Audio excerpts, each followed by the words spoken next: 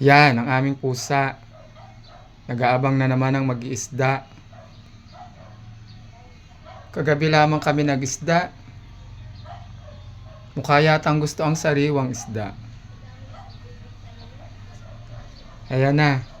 Kikita ko na ang mag-iisda. Oh, ayan, bababa na yan. Aming pusa.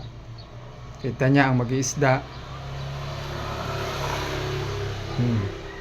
Parang amoy niya, pati mag-iisda.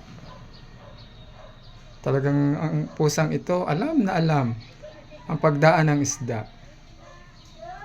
Yan na nga. Tumawag na mag-iisda. Ayan, bababa na ang aming pusa. Yan. Sasalubong na sa isda.